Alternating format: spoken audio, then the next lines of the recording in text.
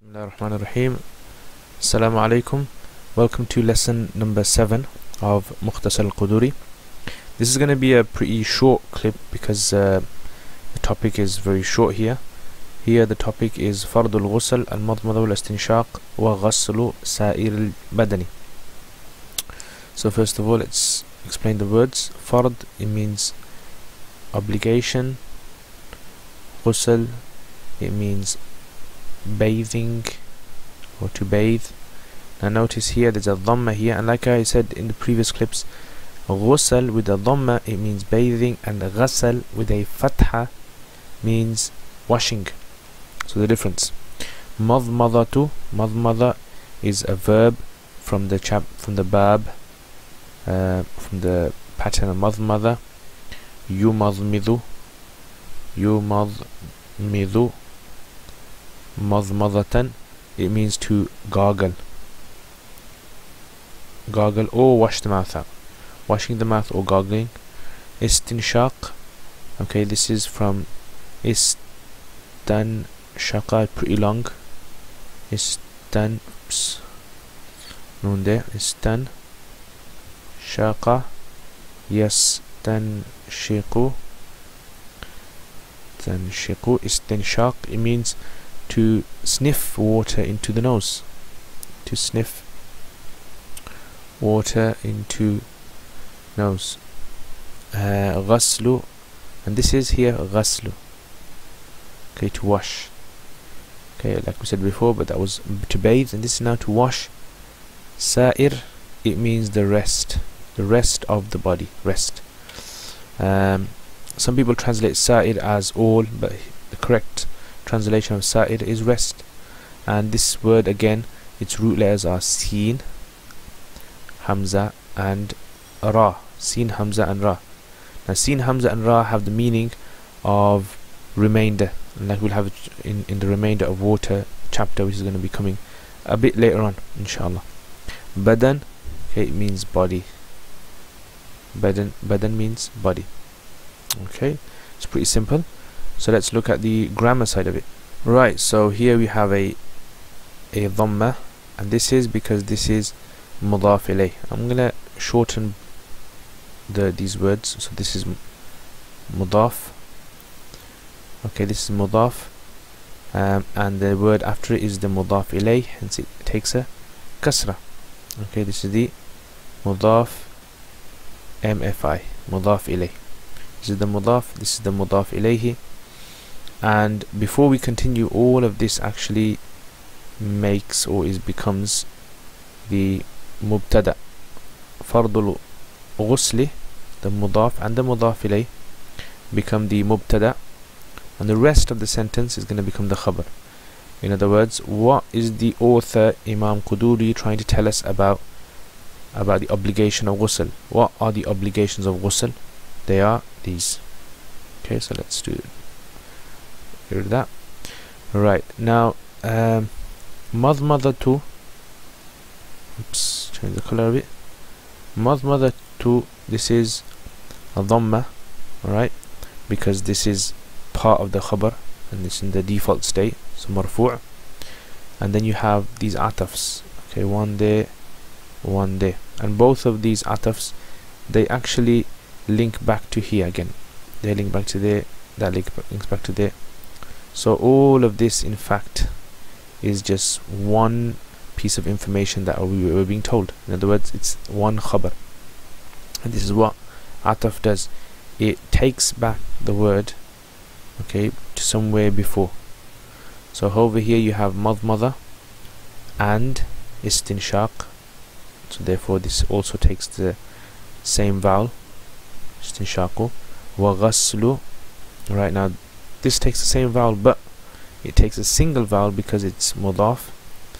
Sa'iri is mudaf ilayhi, and then badani is mudaf ilayhi of this word.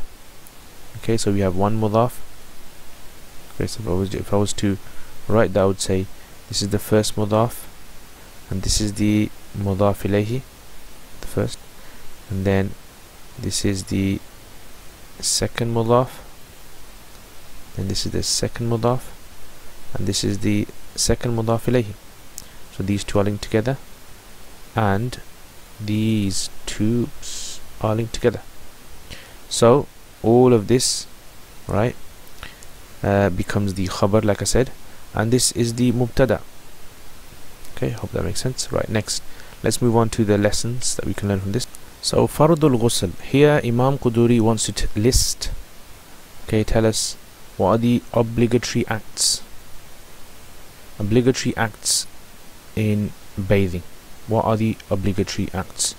The obligatory acts are 3 obligatory acts: 1, 2 and 3, like we'll see. 3 obligatory acts, 3 acts which are necessary, compulsory, you have to do them. So what are these 3 acts? Number 1 is washing the mouth. Okay, so you wash the mouth, and if you can, gargle also. Gargle. However, one thing you must note about gargling is that gargling is something that should be done in all conditions except fasting. So if a person's fasting, then no gargling for them. You only put water into the mouth and you swish it around in the mouth and spit it out. That's it. That's the gargling for that. Istinshaq, okay, this is washing of the nose, and these words came before in wudu as well, so I'm not going to go too deep into them. So istinshaq is washing of the nose. Okay, washing of the nose. Again, you sniff it slightly, and if you're fasting, okay, then it's exemption if fasting. And finally, washing the entire body, okay, from head to toe. Let me just give you an illustration. So if you remember this illustration that we had, okay, of a person, so what this means is all of this blue area, all of the area in blue must be washed. All of the whole entire body, which is visible from outside, it all must be washed. So you wash the mouth, okay, and then you wash the nose, and then the entire body itself must be washed. Water must be poured over the entire body for the wudu the ghusl, the bathing, to be done. Okay, hope that makes sense. Let me just run through that again. So the obligatory acts of ghusl, are 3: 1, 2, 3. Washing the mouth, washing of the nose, and washing of the entire body. Now, one thing you need to note about washing of the entire body: if there's any sort of barrier on the skin, which is not due to any medical reason, for example, it's not a bandage or a plaster or anything of those sorts, then the entire body must be washed. So if a person has rings on, or if a person has anything else stuck to their body, then that must be removed for the ghusl to be complete. Okay, so that's a very important point which needs to be remembered whilst doing the ghusl. Jazakumullah. Assalamu alaikum, welcome to lesson number 8. Right, so let me explain the words first of all. Sunnah, sunnah, we've done this word before. It means practice of the Prophet sallallahu alaihi wasallam. This is what we call the sunnah. Al-ghusl, we've done this as well, which means bathing. Yabda, this is from bada'a yabda'u, yabda'u, bada al-hamza, if you want to look it up in the dictionary. It means to start. Al-mughtasil, mughtasilu, this is with the kasra, right, which is ismul fa'il of the one taking a bath, from ightasala yaghtasilu, which means the one taking a bath. Mughtasil, what we call ism fa'il, it's the ism fa'il, the one taking a bath. And if this was a fatha, like for example over there, if this was fatha mughtasalu, then it would mean the place where bath is taken, or the one, well actually place, yeah, place would be the right one, but here we don't intend that meaning, so we're not going to use that. We intend ismul fa'il. Okay, بغسل, بغسل, again this means washing, remember with the fatha, غسل. يديه, okay, this originally this is plural of yad, and then this is a dual, yadain, right, yadain, so originally yadain, and then plus the hu dhamir at the end, and then the nahu trick takes place, or the nahu rule I would say, where the noon disappears and the ha joins onto the ya, so we have yadayhi. Okay, next, farjahu or farjihi. Farj, it means genitals. Okay, genitals, private parts for the male and for the female. And you know, usually what happens is the word farj is predominantly used in fiqhi textbooks for the female genitals, but like I said, here it's for both male genitals, female genitals, the front and the back. Wa yuzilu, yuzilu is from azala yuzilu, azala yuzilu izalatan, which means to remove, to get rid of. And najasa means impurity, and najasa is impurity. Everything that comes under impurity is called najasa.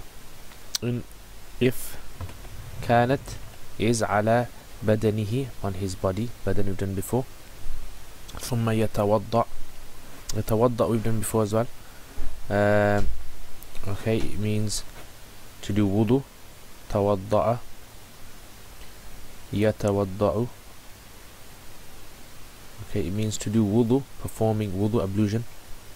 Wudu'ahu, his wudu, lis salat, for prayers, salat. Illa, except.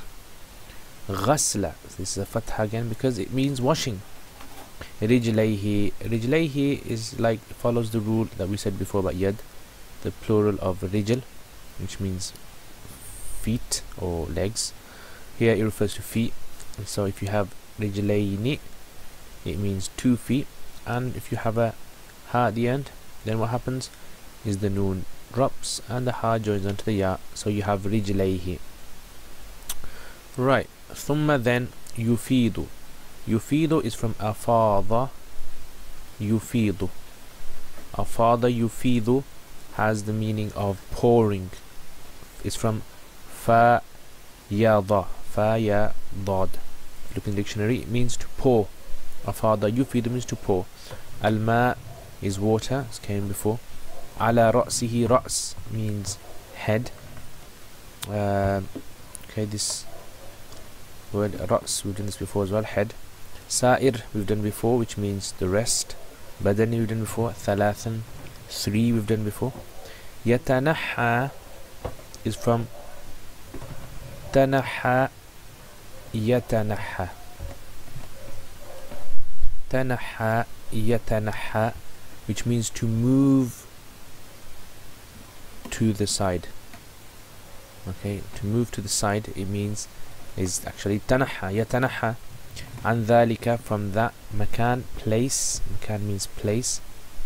Fayaghsilu rijlayhi, fayaghsilu, and so he washes, rijlayhi is rijlay, ghasala yaghsilu. And so that's it. So let's go on to the grammar. Let's see the grammar now.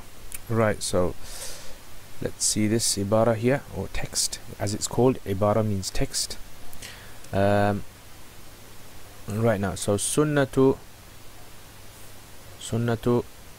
okay, this is the mudaf, okay, and this is mudaf ilayh, mfi. So the mudaf ilayh always takes kasra. So sunnatu al-ghusli, the sunnah of ghusl. And okay, this is harf nasiba, it gives a fatha, harf nasiba, nasiba,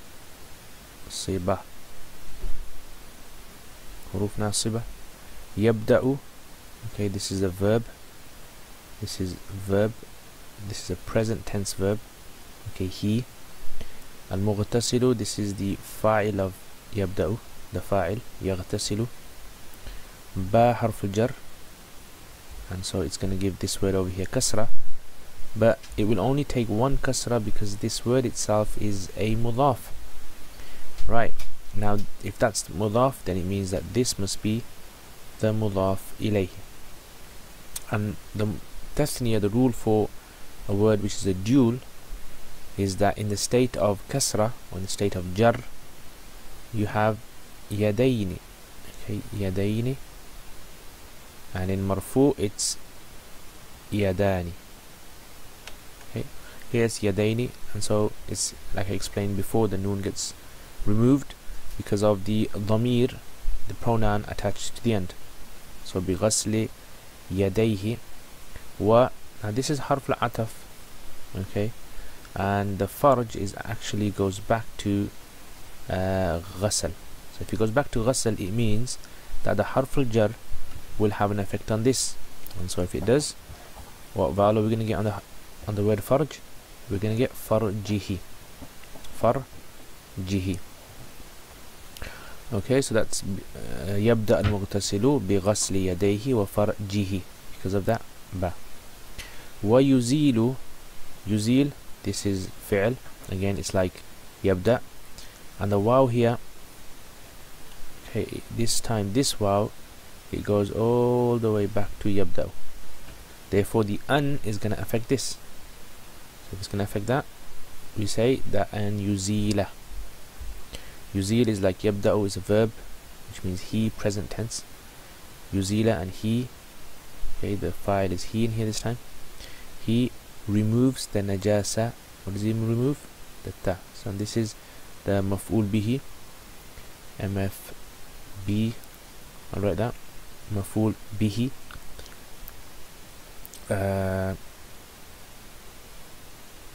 Actually I won't write MFB because it might be confusing with mudaf. I'll write MB, maf'ul bihi. This is a maf'ul bihi, and the maf'ul bihi always takes a fatha. So here it's taken a fatha because of the occurring as a maf'ul bihi. In kanat, if, in kanat, kanat, the kanat is a sakina, right, and this is because the ism of kanat is actually here, which means feminine, it, i.e. it goes back to the najasa. So the najasa is what it's referring to. It, if it, i.e. the najasa, ala is upon, ala, and ala is harf al-jar, so therefore the word after it will be given a kasra because it's majroor with ala. ثم يتوضأ, then he performs wudu. This is again, this is a verb, okay, and it's like yabda'u. However here an will not be affecting it. That's it, an won't be affecting it, so we pronounce it with the normal dhamma. And yatawadda'u performs wudu, wudu'ahu, wudu'ahu, right, this is because of maf'ul mutlaq, mm, okay, maf'ul mutlaq, and this is a rule you can, you've studied in Arabic grammar. Maf'ul mutlaq, when a verb brings a masdar after it, and therefore you give it a fatha because it's a maf'ul mutlaq. Lis-salati, harf al-jar, this is going to affect that, give it a kasra. Illa ghasla, this is a ghasl, fatha. Ghasla, why is this? This is because this, okay, all of that, this is the istisna, harful istisna. And if you read in the grammar books, the rule is that if the word before the istisna, i.e. this word here, this sentence here, this, if number one is positive, in other words it's not a negative sentence, then what happens is that which comes after the istithna, i.e. number two, all of this, right, this will be given a fatha. Okay, so give it a fatha, a nasab, sorry, fatha, nasab, and so that's the rule. It's like, for example, if we say Ja'a al-qawmu, the people came, illa, except for Zayd. Now because this is a positive sentence, right, it's come out, and after illa a word has come, and so this word will be given a fatha. جاء القوم إلا زيدا. So إلا غسل, and because this is مضاف itself, right, this is مضاف and this is مضاف إليه, and the rule of رجليه follows the rule of يديه that we did earlier on. ثم then يفيد. يفيد is a verb, okay, like يتوضأ, he, okay, so the file is he. الماء, because this is the مفعول به, okay, مفعول به.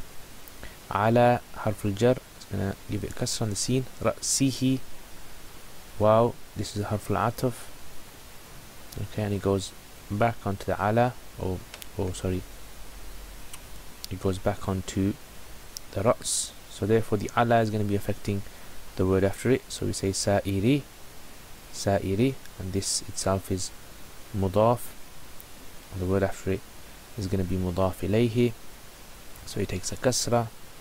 Thalathan, 3 times. This is like we said before, the fatha is because of a sifa of maf'ul mutlaq. Okay, so if you remember thalathan that we did previously a few lessons ago when we were talking about wudu, that you do it 3 times, thalathan is the same, i.e. yufidu ifadatan thalathan, or something like that, ghaslan thalathan. ثم يتنحى, يتنحى, this again, he, okay, is the verb, he moves عن ذلك المكان. Now عن here, this is actually going to give al-makan kasra, right, and this is the rule for ism ishara. The ism ishara, the mushar ilayhi, follows the same rule as the ism ishara. So عن ذلك al-makani, so عن, just as it would have given the ذلك the kasra, it also gives the makan the kasra. فيغسل رجليه, so he washes, he again, رجليه, and this رجليه again, it's fatha, okay, this is in the state of nasab, mansub, but remember the rule of tathniya, 2 times 2 dual, it's a rijlain, okay, so it follows that rule. Right, let me just go over it and show you what it all is. So therefore overall, the sunnatul ghusli, sunnatul ghusl, okay, this would be the mubtada, and the rest of this, and yaghtasil, all of that linked together would be considered the khabar. So that's the mubtada, and all of this is the khabar of sunnatul ghusl. In other words, what's the sunnat of ghusl? The sunnat of ghusl is doing all of these actions. Right, so let's go on to the lessons that we can learn from this now. Okay, so let's look at what Imam Qudoori rahimahullah mentions regarding the sunnah actions of performing a ghusl, taking a bath. We've done sunnah actions of performing wudu. Here Imam Qudoori rahimahullah, he has listed all those actions which need to be done in ghusl, or as the Prophet sallallahu alaihi wasallam performed them. So the sunnah actions of ghusl are, so we have 1, okay, washing the hands. Number 2, washing of the genitals. Number 3 is removal of any impurities. Okay, removal of any impurities. I'll go through each one in a bit more detail. Removal of impurities. Then number 4, performing wudu, except for washing of the feet. Number 5 is pouring water over the entire head 3 times, and over the entire body, the 6th, 3 times. And then finally washing of the feet, moving to one side, and washing of the feet. Okay, so here's the basic rundown of all this.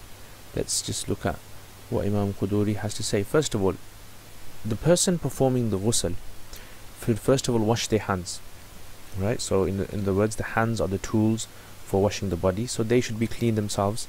So in order to ensure that they're clean, one should wash them. Once a person's washed this, then what they should do is they should wash their privates. And the reason for washing the privates is because usually a person has to do ghusl because there's some sort of impurity which came out of the privates or genitals, and that impurity must be removed from the genitals. Likewise, if any impurity has gone beyond the genitals and has gone onto the body, like the thighs or on the belly or anywhere else, then this should also be removed as well via washing. Right, now the simple reason for this is because if a person takes a bath, okay, if a person takes a bath, and then what can happen is that if the impurity remains on certain limbs, that impurity will merely spread around the body, and then it will become a bit more difficult to wash it all off, especially if water is very scarce. Okay, after one's performed that, then what they should do is they should perform wudu like a person performs wudu for salat. So just like we perform wudu for salat, and we've learnt previously, perform the whole of entire wudu apart from the washing of the feet. Now why is this? Let me show you. Right, so if you remember that picture that we had of the man, okay, or this person, now let's imagine he's taking his bath. Now in them days, what used to happen generally, they would be standing on soft ground. Okay, it'd be standing on soft ground, maybe sand or clay, dirt or something like that, and they'd be washing themselves, pouring water over themselves. And so what would tend to happen is that the water would begin to collect around their feet. Now this water has impurities that may have been on the body, that may have fallen off into the water. So therefore, washing of the feet, right, wouldn't really make sense, especially if you don't have much water. Rather, what would be more practical would be to wash the feet at the end, okay, when a person can step out of that pool of water. So that's why it says that they perform the wudu except for washing of the feet. So this is left till last. Right? Okay, next. ثم يفيض الماء على رأسه, and then after that what he does, he pours water over the head. Okay, so let me just show you how that's done. Water from a person spills water or pours water over their head, and they do this times 3. And then what they do is they pour water over the rest of the body times 3. So the entire body, okay, is covered or is washed with water 3 times, the head 3 times, and the rest of the body 3 times as well. Okay, this is done, and this is basically, you know, the action of washing oneself 3 times. And then finally what happens is the person steps away from the way they were standing and washes their feet. Okay, so then finally the person you know, gets away from there and washes their feet, spills water over their feet. Alright, and then the ghusl is done, and that's it. These are the 7 acts of, we can say, sunnah practice of performing the ghusl. Jazakumullah khair.